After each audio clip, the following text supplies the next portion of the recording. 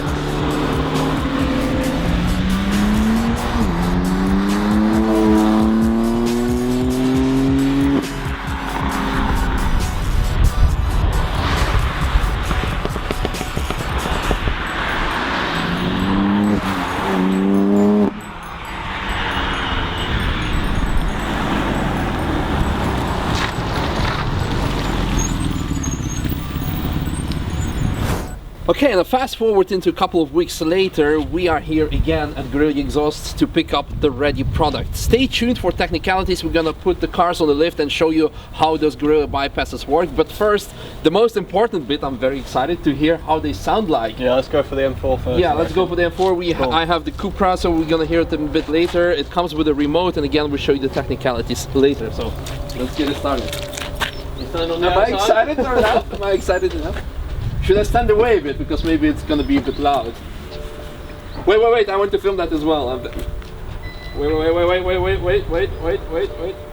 Yes.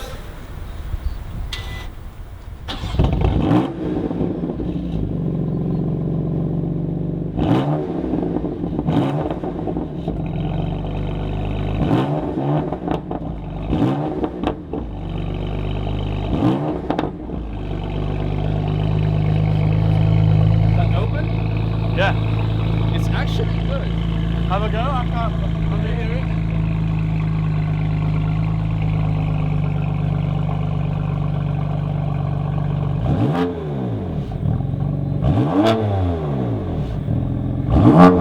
Sounds pretty good. That is going to be loud on track.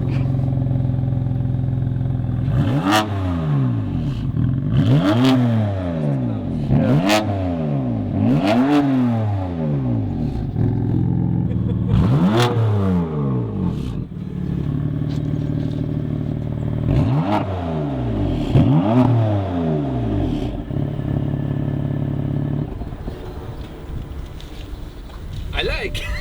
What do you think?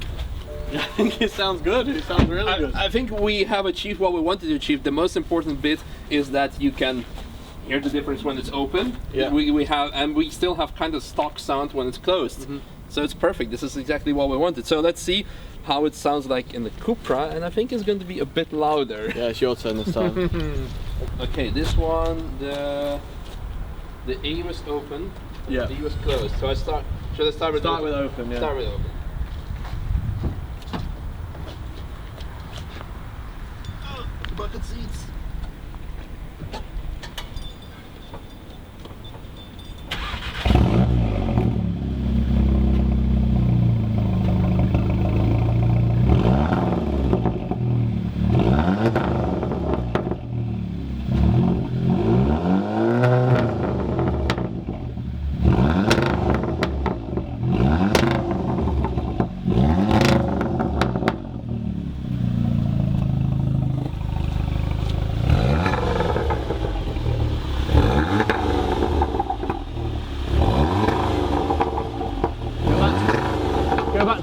Go back to open.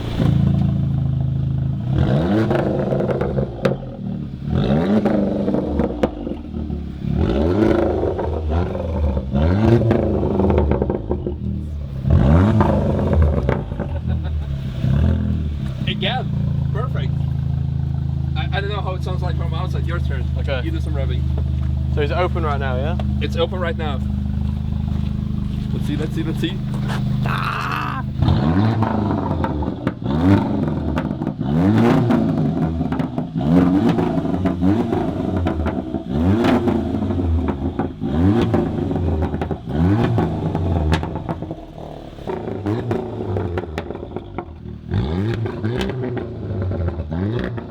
I'm positively surprised. Very much. Cool. Well, I guess our faces say enough. I don't really know what to say. No, this is exactly what we came for. Yeah, exactly. I mean, again, our priority number one was to have something more raw when you wanted to, but also when we are in the car with the customer and they require additional instruction, or just like when us two want to go out and enjoy the track and talk to ourselves and like, well, enjoy the track and having conversation, asking, what are you having for dinner tonight? Well, I don't know, maybe McDonald's? What did you say, Burger King? Well, in this case it's going to be, well, exactly what we wanted to. Not much more that I can say. So let's go back, do some drive-bys as well, because well, revving is fun, but we're not a parking lot company, we're Nürburgring car rental company, so there's going to be a lot of driving involved. This is the priority number one. And like I said to you earlier, we're going to put them on the ramp and see how the systems actually work. Yeah, we'll check them out maybe tomorrow, and we'll be good to hear them when they're warm as well, and when they're under load as well, because obviously they sound different when it's under load, so yeah, it should be good. There's no end to this excitement.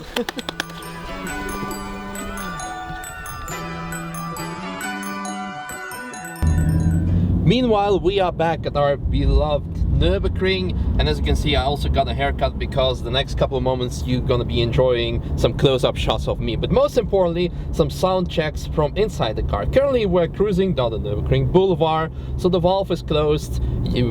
I can communicate with you, I can talk to you, I can have a conversation with all the people. Also when the car is accelerating, now after the roundabout, it sounds perfectly stock. We're probably even getting some extra noise from the speakers. Thank you BMW for that, but there is nothing special about it again. So that's why I told you earlier, it's the perfect solution if you want to keep the stock exhaust, stock note when you're required to. For example, when you want to have a conversation, or when you have a long trip and you don't want to arrive at your destination with blood coming out of your ears. But now, whenever you have a long stretch of the road, you can just press the button, in this case the A, which stands for awesome. You can hear already a bit of more rumble, and when you start accelerating,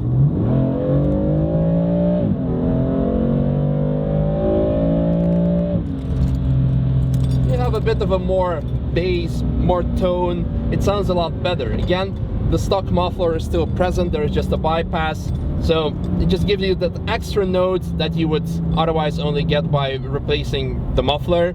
But then again, you could not, if you would do so, you could not use the stock exhaust or keep the stock sound. So just again, let's do the same acceleration with B. of a bit more modest. The valves are now closed. Let's do another acceleration run.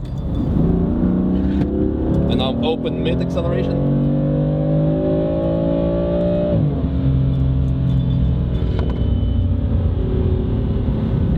It's perfect. Again, I just want to point out that the complete interior of the car is currently present. We're gonna change it later on. We're gonna remove all of the back seats, put the cage in, so it's gonna sound a lot, well, more loud inside. But I think this is a nice reference point for the majority of people who don't want to have a club sport-ish car, who don't want to have a track prepped car and just want to enjoy their car on the road with interior inside. If up until this point you're thinking, well, some noticeable gains, but still not that really impressive. But remember when I told you that the back box, the muffler, is still stock from BMW, and BMW M4 and M3 comes with its own valving system inside the muffler box. So once I press the M1 button, it actually already, you can hear the sound changes.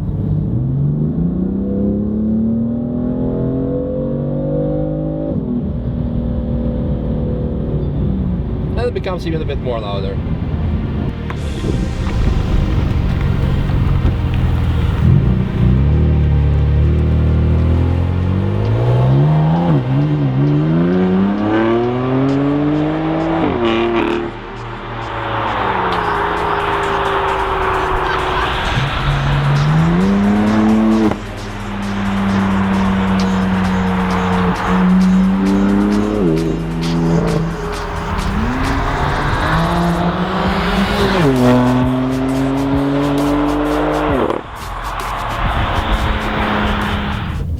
And now from standing still in M mode, and the valves, Guerrilla exhaust valves, completely open as well.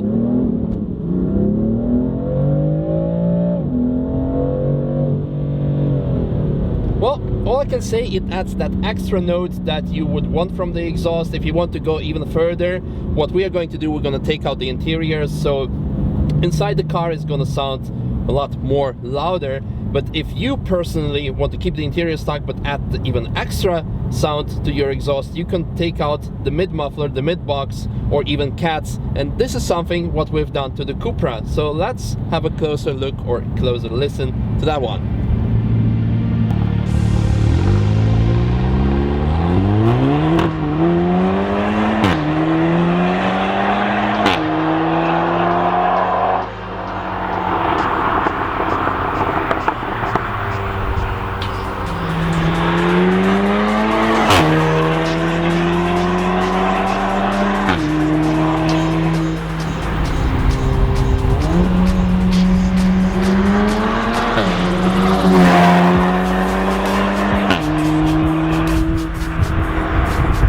And now, like I told you, we are in the loud one out of the two.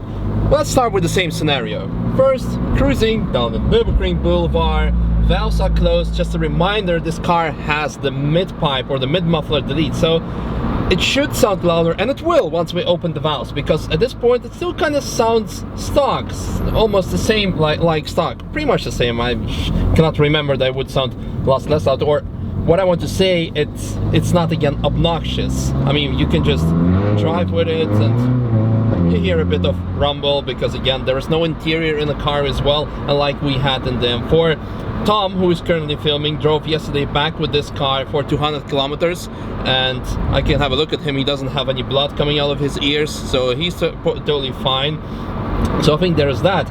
But I guess this is not what you all want to hear, right? So let's press the button A for awesome, and well, we have a long stretch up ahead.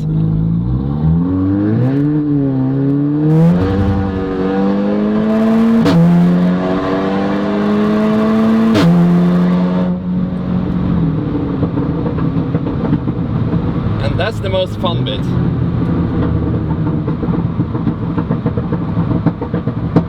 You don't even need to go fast and experience those well-known DSG farts. That's really how they are called in petrolhead language, when you upshift and then you hear the pop. So, for example, this.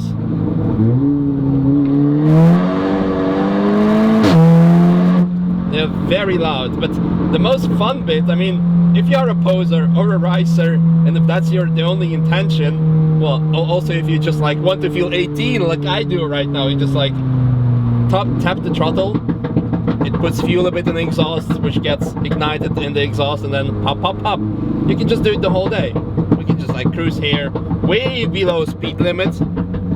It's totally fine. It's fun. I mean, what else do you want? That's the best part again. So, full load. Let's close it again. B for meh.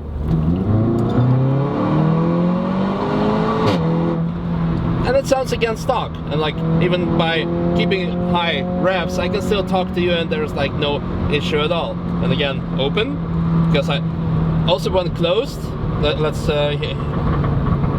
you hear a bit of pops, but they are not that intrusive, especially when you come. Maybe you hear them more on the outside. So here's an outside shot.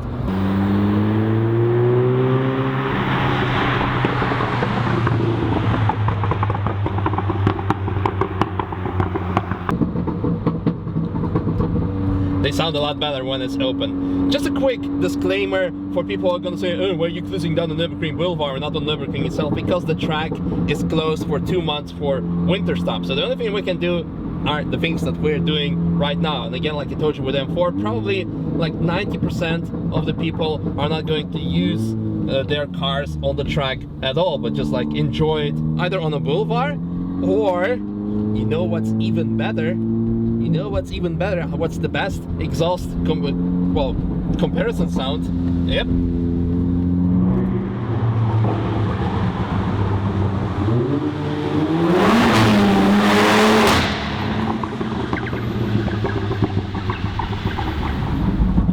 That was pretty loud. Yep. Well, and now on to the technical part. Tim has put the car ready on the lift, and since he is our mechanic guy, well, he can explain you what this is all about, why the car is so loud and can be silent at the same time. So usually you'd find a silencer about this big underneath the car, and that takes a lot of the drone out of the system. But as it's being used on track, it kind of makes sense to take it out. And then as it goes around towards the back of the car, back towards the rear muffler, before you get there, you've got the bypass valve fitted here. So when the valve's fully open, you're basically bypassing the entire system, and it's basically coming from the cat straight out of the back of the car. You do still get some tone out of the rear back box, so you still do get the nice tone, but the majority of the sort of sound and the volume comes directly from the bypass valve.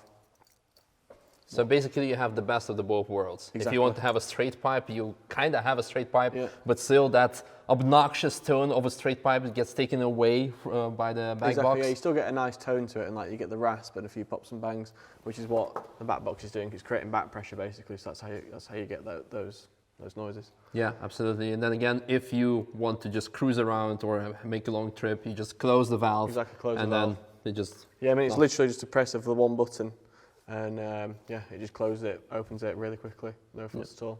Perfect. Yeah, you can again also go extra step further, take away the cat, but this is not legal. And yeah, I mean, it's already loud enough. Yes. Why would you? So, exactly. Yeah, perfect. And now for the M4, let's see the difference between the two cars, and to be precise, why this one is a lot less loud than the Cupra is. Take it away. So with this one, we retain the majority of the standard system, so it's standard all the way back from the turbos, all the way through the cats. The standard resonator is still installed, all the way back to the back box, where the only bypass, well, there's two bypasses on this one for each bank. So you've got the bypass after the mid box and before the back box. So when it opens, obviously it's directing some airflow through the bypass and also some through the back box. So in the same way the Cupra sort of blends the two sounds together, it does the same with this. So you still get the nice finely tuned sound, it's not all about volume.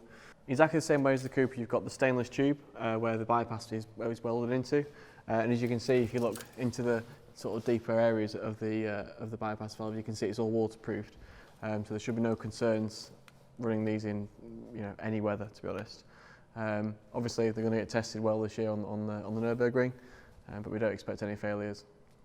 So with the valve closed, the car sounds pretty much standard, to be honest. But when you do open the valves, they both open simultaneously, and it takes very little time to do that. So you can switch very quickly between normal sound and a more of an experienced sort of sound.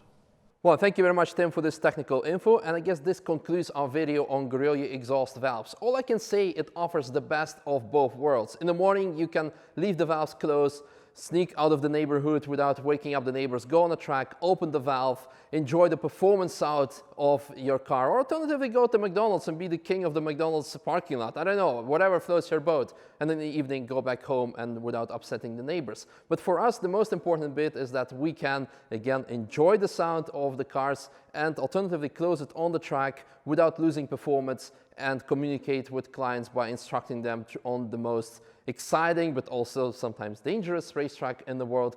And for that, you're more than welcome to try out these cars. So see you at the Nürburgring.